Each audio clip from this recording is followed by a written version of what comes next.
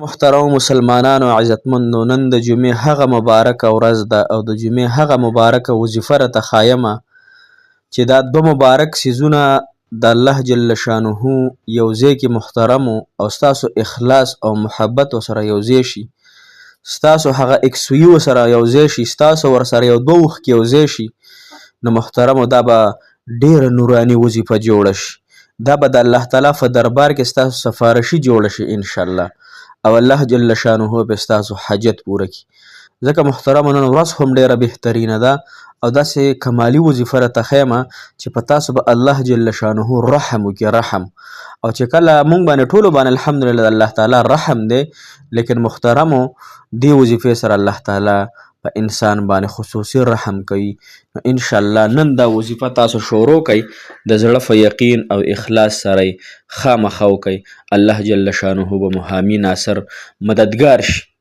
السلام علیکم ورحمت الله وبرکاتو. ډېرو معزز محترمو قابل قدر مسلمانانو رونو خویندو، هغه مسافر کم چې بهر وطنونو کې ژوند کوي، هغه مسافر له دې الله تعالی د دنیا و آخرت خوشحالۍ ورکړي. یا کمې زنانه نارینه چې زمونږ وظایف اوري، بیماران دي الله تعالی دې ورته صحت نصیب کړي، قرضدار دي الله جل شانه دې قرضونه پوره کړي.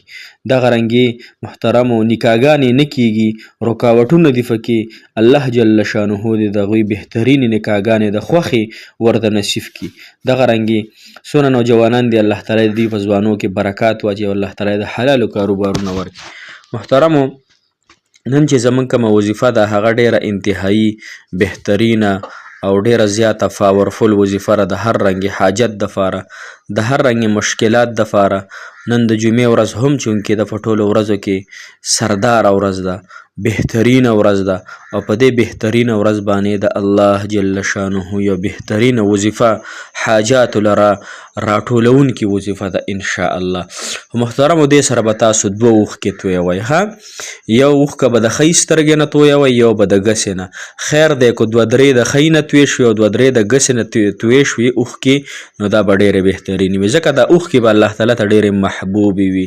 دا اوښکې د الله تعالی ډېرې زیاتې خوښې دي.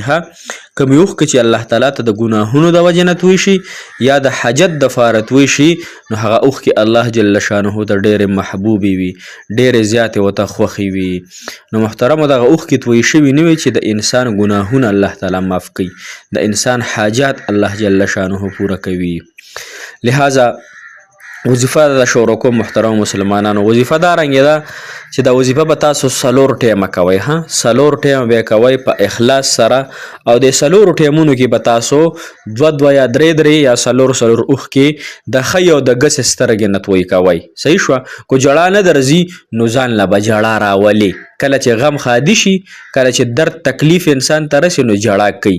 لہذا که ما قرض دی نو دا یو تکلیف دی ماته، که ما ته خپل محبت نه حاصلېږي دا یو تکلیف دی ماته، که ما باندې قرضونه دي دا یو تکلیف دی، که زما رشته نه کېږي دا یو تکلیف دی که نه، دا یو سخته ده که نه.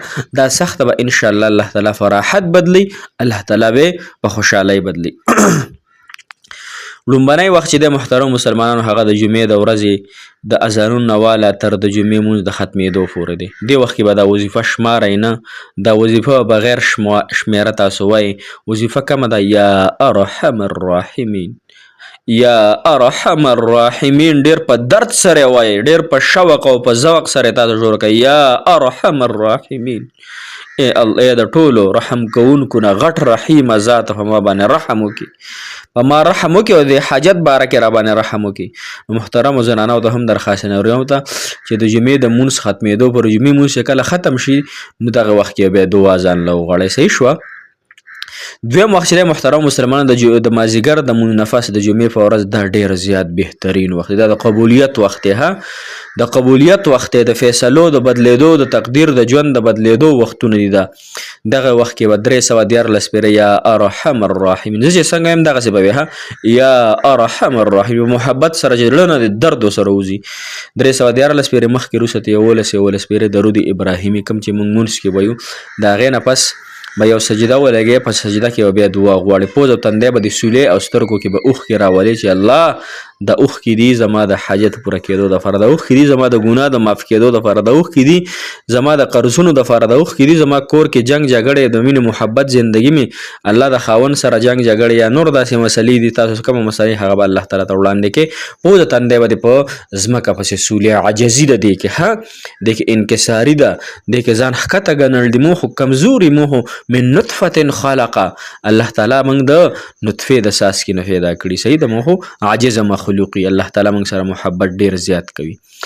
دریم وخت چې د ماښام د مونځ نه پس په 6 رکعته اوابین مونځو کې ورسره به دا وظیفه به 314 پیریو کې مخکې وروسته به تې درود ابراهیمي اوابین مونځ به اساسا نفل دي. 2 رکعته اوابین مونځ کوم په دې ځل وخت ماښام، 2 رکعته بیا اوابین مونځ کوم په دې ځل وخت ماښام، بیا 2 رکعته اوابین مونځ کوم په دې ځل وخت ماښام. دغه طریقه ده.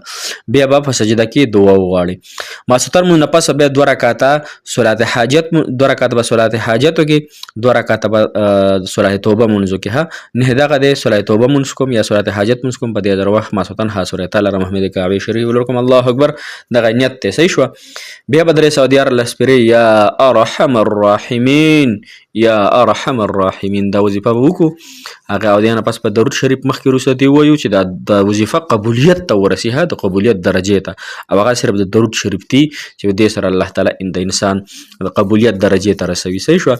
او ان شاء الله چې د یو ورځ کې تاسو حاجت پوره شي، کو چرې پوره نشو د الله تعالی قبل ولواله ذات ته مشکل ګشاک حاجت روا الله تعالی دی، نو بیا محترم خیر دی یو هفته مسلسل وکړئ، ها یو هفته مسلسل وکړئ. د هر فرض مونږ نه پس 314 پیری وای ورسره دغه طریقې سره دغه عمل کوئ ان شاء الله. نن جمعې ورځ د مونږ ته هم جمعه کې ان شاء الله دعاګانې وغواړو. تاسو مونږ ته دغه وظیفه کولو سره سره ځان ته چې دعا غواړئ، مونږ ته هم دعا غواړئ چې الله تعالی مونږ عمرې له بخیر بوځي رام ولي. ان شاء الله هلته به هم ډېره دعاګانې تاسو ته کوو. الله تعالی مو خوشحاله و آباد لره، الله تعالی مو تمام په تمام حاجتونه پوره کړه جایز، او د دې وظیفې سره د الله تعالی پوره کړي. او ان شاء الله دعاګانې کوئ. د سورۃ مزمل ختم هم موږ تاسو لکو، او د